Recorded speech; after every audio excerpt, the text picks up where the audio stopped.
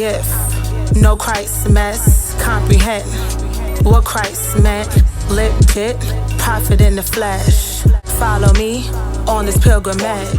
Hey y'all, I'm at my desk and I'm listening to Ain't I a Woman by Bell Hooks, and I'm just having thoughts and I want to record them and share them and not really care about all of the looks of things and, oh, maybe I should take this off or take that off. Like, I don't care. It's really about the message, honestly, and I'm feel, that's just it. But the first chapter is really about, the Black woman experiences during slavery, and like just the politics that surrounded that time. And Bell Hooks is expressing using different sources to really hone in the fact that, like, Black women were not protected. Black women were not thought of when it comes to, justice. Black women were getting beaten, raped, all the nine, right? A lot of things that I'm sure we know about.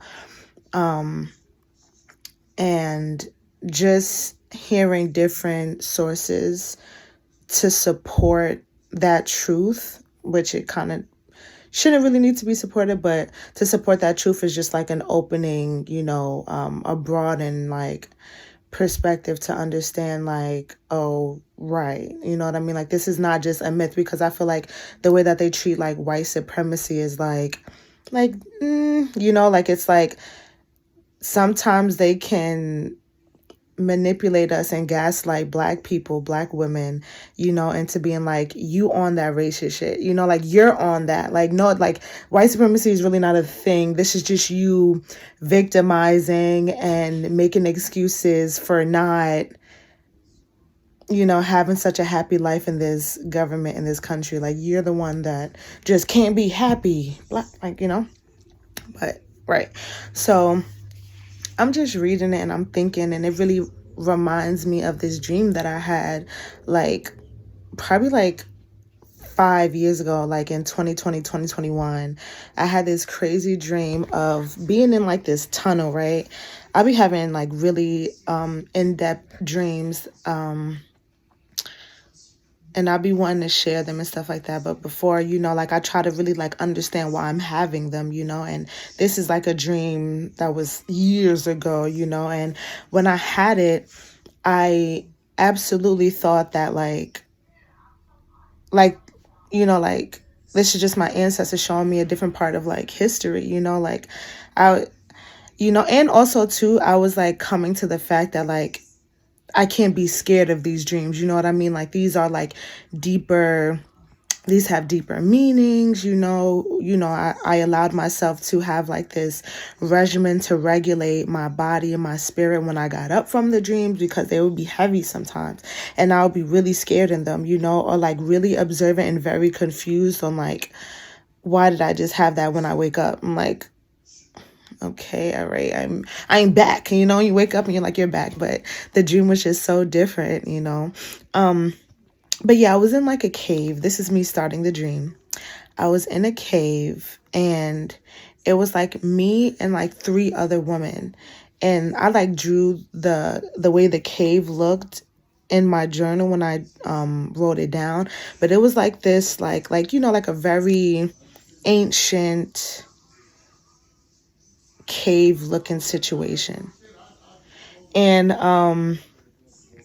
it didn't for me seem like enslavement in like the South or anything. Like, it really gave like a cave in like maybe like Egypt or somewhere that like is in that category or whatever. Like Egypt, it was very sandy, it was very like deep undergroundy, like, so it was so interesting. So it was like a different point of history where Black women were being enslaved. And I feel like I was trying to escape or something. Like, it was me and 3 other women and we were trying to escape, and we were like hurrying, like we were running so fast, and we were all in sync with our purpose and what we were doing. Like, we were like, okay, we have to do this now before this happens. So we all like ran into this circular cave that had this like deep pond in the center, and we like used water to stretch this wax that we had, and we were like encapsulating and wrapping this wax around Aaliyah, the singer. Like, so that's why I was confused too. And I was like, why is Aaliyah here? You know, like it didn't make sense when it comes to like the fact that Aaliyah is not from this time. I'm not from this time. We in like Egypt, like, you know, what is this about? But nevertheless, we're wrapping Aaliyah in this wax and trying to like, I guess, like protect her, preserve her. And then like we get caught, you know, like after we do that, we get caught. And it's like this man that like, when we hear him come, we're like trying to run away as quick as we can, but he like captures us. And the way that he captures us is with like a long ass whip. And my senses are so heightened in my dreams that like I felt him throw the whip around my neck and like pull me down to the floor. So I'm like, oh my God. He pulls me down to the floor. I get unconscious. And then when I get conscious again, we're like all in chains. And like, it was this woman that I was standing next to. She had like a mohawk. She had like feathers around her like breast area and around her waist area. And she was like pregnant. Like she's pregnant. All the women that are captured are pregnant. And she's like speaking to me telepathically and was telling me like, you know, like, don't worry, you know, like, don't worry. We're just going to get pregnant. We're going to have their babies and then we're going to escape. And I was just like, like looking up at her, like, what do you mean? Don't panic. And like the fact that she had like such like a calm nature, it was like such a calm, powerful, energy that she had, where it was just like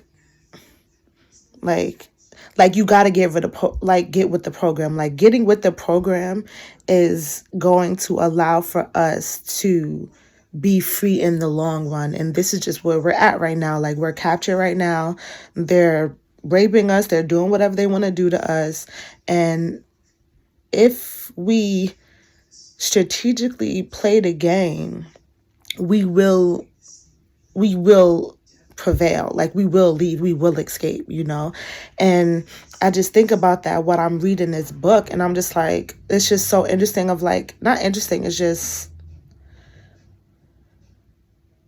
I think interesting is just like, it's not enough to really like express how I feel when it comes to being a Black woman, hearing about the Black woman experience, and like the ways in which that tries to be like erased, and like just like, you know, like it ain't nothing. Like that, it ain't nothing. It didn't happen. We don't speak about how, you know, like on a broader sense, you know, because there are sources that speak about how we're affected mentally, emotionally, and everything like that based off of that time and how it's trickled down, you know, but it's not really like we don't get the grace. We don't get the grace. We don't get the grace. We don't get the resources. Like just willingly, like just give us all of everything we need so that we can succeed. You know, we really have to continuously have this like resilient nature to radically go against the system, you know. And I think that's just so deep. And listening to this, I'm just like, you know, tell me more, you know, because I am a Black woman. I am that primary resource that are looking for other primary resources to gather them all together to give them to the next generation. And I honestly feel like that's what the encapsulating of Aaliyah was about, you know, like preserving her, because she is, you know, a Black woman that was in the game. She is something that represented like the future, you know, because she is in the dream sense, you know, even though she's from the past and she has passed away. But in the dream sense, if you're following, it's like preserving the Black woman in the next generation, preserving them, doing what you can, you know. Oh, we got caught, but at least we preserved her. At least we helped her. Like, it's like the small wins that are still big wins, you know? And I feel like, because deeply, even when you're a young woman, you know, like even when you're a young little girl, you are very observant. So you learn things quickly. And I think there's sometimes that even like the closer generations now, and I'll speak for myself, when I was young, like there's certain things that I'm hearing about when it comes to gender norms and the ways that we're trying to condition so young, that I was just questioning like why I gotta be like this, you know, like what is this about, you know? And I feel like there are some women that get so tired, they feel so oppressed that they're like, I'm just going to go with the program, in the sense of like not dismantling, you know, I'm just going to do what they say I am, you know, I'm going to be what they say I am, and then like fall into the oppression rather than, you know, being the resistance against it, you know, because you can get a lot of, you know, a lot of pushback.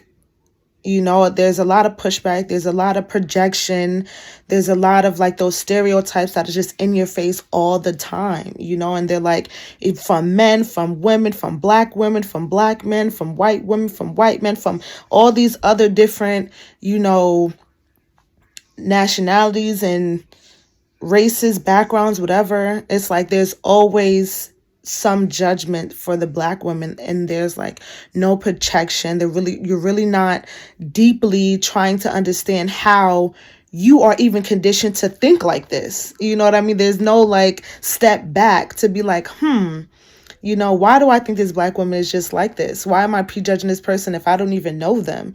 You know, where does that come from? And all the different facets that they try to generalize the black woman, you know what I mean? So I just be like, you know, it could be tiring, and you could just fold, or you can run to the wall, like, you know what I mean, and break that motherfucker down, you know what I'm saying? So I'm just like, wow, this is so interesting. And, you know, if you feel like I'm rambling, you probably don't get exactly what I'm saying, but I do encourage you to read certain books, especially if you're a black woman. I definitely encourage you to read books that is just about like the effects of you. You know what I mean? Like what really happened, and how can you be affected? You know, are you affected? You know, how do you work against, how do you every day, how do you go against that? You know what I'm saying? How do you really show up as yourself and really let it be known who you are in your spirit, and not just the color of your skin and what they are saying you from, you know, or what you about, or how you may think, or how you may act, and you know, how are you showing up as your true self, you know? And I feel like that, like, and even with my art, I would always get questions about like, why do I consistently paint black women? Why do I consistently paint black people, you know? And I always thought that was interesting, you know, and it didn't allow for me to fold. And I did have like certain thought processes on, should I allow it to, you know, should I allow it to make me do other, you know, when I really want to just do black women, I really want to just I want to show the representation of black women and black people and who I am and what I'm around all the time and what I deeply understand and overstand. And I just like, why is this a question? You know, why don't you think about why you asking me this question? Simply, you know, I feel like it's such a simple way of like microaggression, you know, or like this type of way of oppression and like trying to silence my natural way of expressing. Why are you asking me and do I think it's fair that I only paint black people? Like, why are you asking me that? You know? So yeah, I just really wanted to speak about that, and like, I think I will keep it there, you know, if this may be in one set video, or I may, you know, add to it, but I really wanted to put that out there. And I'm going to finish listening to the book before I start working on some art.